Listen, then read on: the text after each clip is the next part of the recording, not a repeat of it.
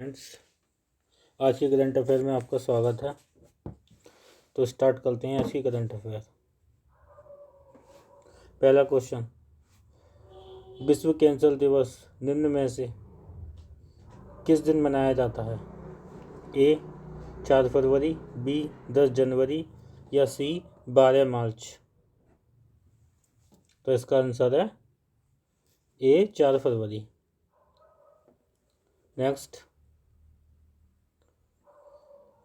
प्रत्येक साल 4 फरवरी को विश्व कैंसर दिवस मनाया जाता है। विश्व कैंसर दिवस को मनाने का उद्देश्य कैंसर के बारे में जागरूकता उत्पन्न करना एवं रोग का जल्दी पता लगाने की जरूरत तथा कैंसर के उपचार पर ध्यान केंद्रित करना। इस दिवस का पहला लक्ष्य कैंसर से होने वाली मौतों को कम करना है। विश्व स्वास्थ्य संगठन की पहल पर 1933 में पहला कैंसर दिवस जिनेवा स्विट्जरलैंड में मनाया गया था। तो आपके लिए इसमें इम्पोर्टेंट क्या है कि 1933 में पहला कैंसर दिवस जिनेवा स्विट्जरलैंड में मनाया गया था। और ये आपको ही पता होगा, स्विट्जरलैंड में ज़्यादातर सबके मुख्यालय हैं।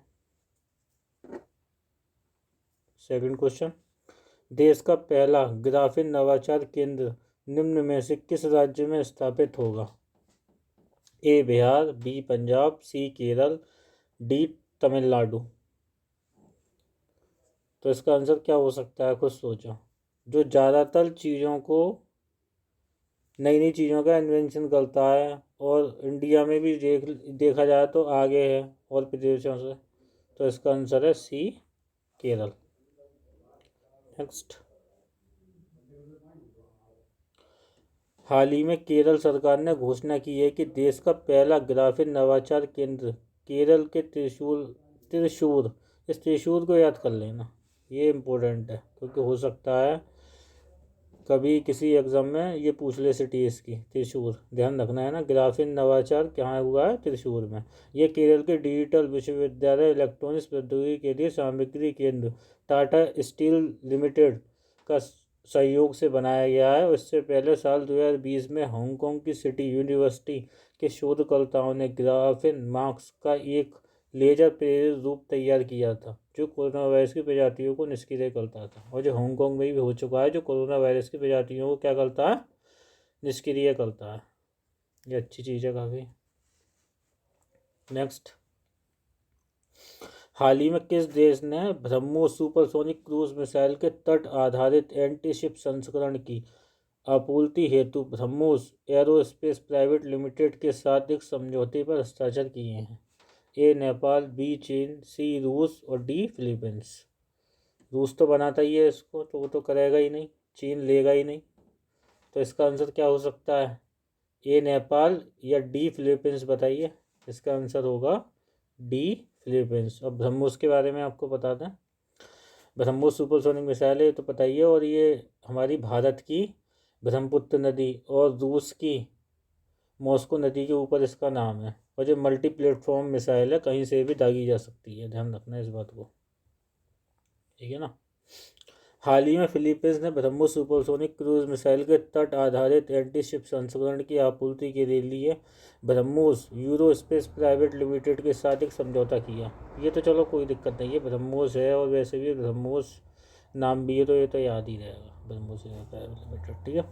ये इस मिसाइल के लिए पहला निर्यात ऑर्डर है, ये याद कर लेना, पहला निर्यात ऑर्डर है जो भारत और रूस के संयुक्त उत्पादन। इस मिसाइल का नाम भारत की ब्रह्मपुत्र नदी और रूस की मॉस्को नदी के नाम पर रखा गया है। यह एक मल्टी प्लेटफॉर्म मिसाइल है, यानी इसे ज़मीन, हवा और समुद्र, मैंने बताया था मल्टी प्लेटफॉर्म मिसाइल है, ज़मीन से कर दो, हवा से कर दो, समुद्र से कर दो, कहीं से भी लॉन्च कर दो। सटीकता बहुत अच्छी है इसकी, सटीक निशाना लगाती है, जहाँ भी आप लगाओगे निशाना वहाँ। नेक्स्ट क्वेश्चन, हाल ही में भारत और किस देश की भी नई दिल्ली में संयुक्त राष्ट्र से संबंधित मुद्दों पर द्विपक्षीय परामर्श वार्ता आयोजित की गई? ए पाकिस्तान, बी बांग्लादेश, सी रूस और डी ईरान। ये वो देश है जो आजकल बहुत ज़्यादा चर्चा में है, यूक्रेन और रूस के विवाद की वजह से। तो इसका आंसर क्या है? रूस, सी रूस, ठीक है।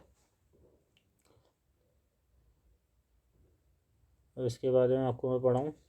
हाल ही में भारत और रूस के बीच नई दिल्ली में संयुक्त राष्ट्र से संबंधित मुद्दों पर द्विपक्षीय परामर्श वार्ता आयोजित की गई है। रूस फरवरी 2022 में संयुक्त राष्ट्र सुरक्षा परिषद की अध्यक्षता कर रही है, याद रख लेना। रूस क्या करेगा 2022 में? संयुक्त राष्ट्र परिषद राष्ट्र की सुरक्षा की अध्यक्षता करेगा। यह चर्चा नाटो द्वारा पूर्व की ओर संभावित विस्तार को लेकर रूस और यूक्रेन के बीच तनाव की पृष्ठभूमि में हुई। और इससे पहले 21वीं की जो करी थी, किसने करी थी? भारत ने करी थी। ये संयुक्त राष्ट्र सुरक्षा परिषद की अध्यक्षता 21वीं की भारत ने करी थी। नेक्स्ट, फिफ्थ क्वेश्चन, उपेक्षित उष्णकटिबंधीय रोग दिवस निम्न में से किस दिन मनाया जाता है? बताइए क्या होगा? बताइए क्या होगा इसका आंसर? ए 10 मार्च, बी 12 मई, सी 14 नवंबर या डी 30 जनवरी। तो इसका आंसर होगा डी 30 जनवरी। ठीक है। नेक्स्ट,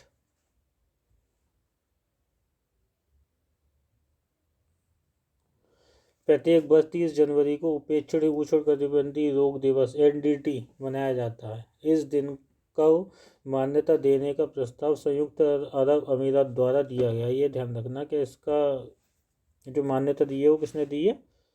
संयुक्त अरब अमीरात ने दी है। ठीक है। विश्व स्वास्थ्य संगठन की निर्णय लेने वाली संस्था है। ठीक है। औपेक्षिक उष्णकटिबंधीय रोग जो होते हैं ना, वो ज़्यादातर कहाँ होते हैं? संक्रमण बीमारी है, और ये अफ्रीका है, एशिया, अमेरिका के विकासशील क्षेत्रों में हसिया पर रहने वाले समुदायों में सामान्यतः पाए जाते हैं। ठीक है ना। नेक्स्ट, हाल ही में पतंजलि आयुर्वेद लिमिटेड और किस बैंक ने national payments corporation of India की पार्टनरशिप में को ब्रांडेड क्रेडिट कार्ड लॉन्च किया? तो अब सब लोग क्या सोच रहे होंगे कि इसका आंसर होगा भारतीय स्टेट बैंक, बट नहीं, इसका आंसर है पंजाब नेशनल बैंक। ये ध्यान रखना, सब काम अगर भारतीय स्टेट बैंक करेगी तो और बैंक क्या करेगी? हाल ही में पंजाब नेशनल बैंक और बाबा रामदेव की पतंजलि आयुर्वेद लिमिटेड ने national payments corporation of India की पार्टनरशिप में को ब्रांडेड क्रेडिट कार्ड लॉन्च करा। कौन सा क्रेडिट कार्ड लॉन्च करा है? को ब्रांडेड क्रेडिट कार्ड। ठीक है ना। और प्लेटिनम कार्ड पर 25,000 रुपये से 5 लाख रुपये तक की क्रेडिट लिमिट मिलेगी। कितने से मिलेगी? 25 लाख से 5,000 रुपये तक की। ठीक है ना। और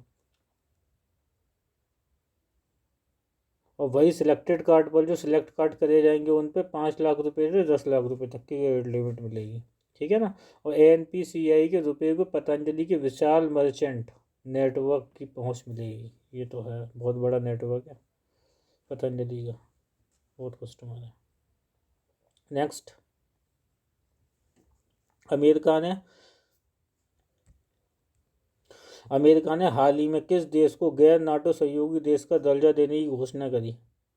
तो इसका आंसर बताइए। ए चीन, बी कतर, सी इराक या डी ईरान। चीन हो नहीं सकता, इराक ईरान से इसकी वैसी लड़ाई होती चलती रहती है, तो इसका आंसर क्या होगा? बी कतर। ठीक है ना। इसके बारे में पढ़ लेते हैं हम। अमेरिका के राष्ट्रपति जो बाइडेन ने कतर को एक बड़ा गैर नाटो सहयोगी नामित किया। वह मुख्य रूप से एक सांकेतिक सम्मान है। मुख्य रूप से क्या है? सांकेतिक सम्मान है, जो गैर नाटो सहयोगी नामित किया है। और जो अफगानिस्तान से लोगों को निकलने और गाजा में पिछले साल इसराइल और गाजा की लड़ाई हुई थी, उसमें से इसराइल हमास युद्ध को समाप्त करने कतर द्वारा की गई सहायता के कारण उसका आभार प्रकट करने के लिए ये दिया गया है। अफगानिस्तान और गाजा के लिए मिला है। ठीक है, ये बात ध्यान रखना। नेक्स्ट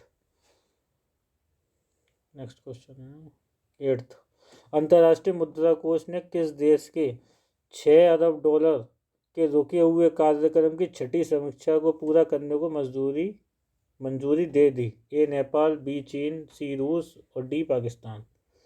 अब आप खुद सोचो, इसमें सबसे ज़्यादा लुटेरा देश कौन सा है, जो हमेशा भीख मांगता रहता है?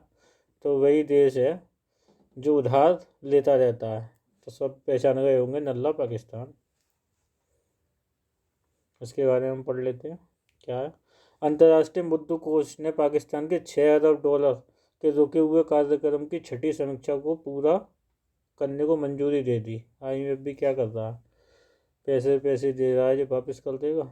इसके साथ ही IMF ने नकदी की कमी से जूझ रहे पाकिस्तान को लगभग 1 अरब डॉलर के ऋण की किस्त तत्काल जारी करने का फैसला किया है। अरे ये कोई गरीबी वरीबी से नहीं जूझ रहा, सब आतंकवादी मैटर है। आपको बता दें कि पाकिस्तान और IMF ने जुलाई 2019 में 3 साल की विस्तारित फंड सुविधा के तहत आर्थिक नीतियों का एक समझौता किया है।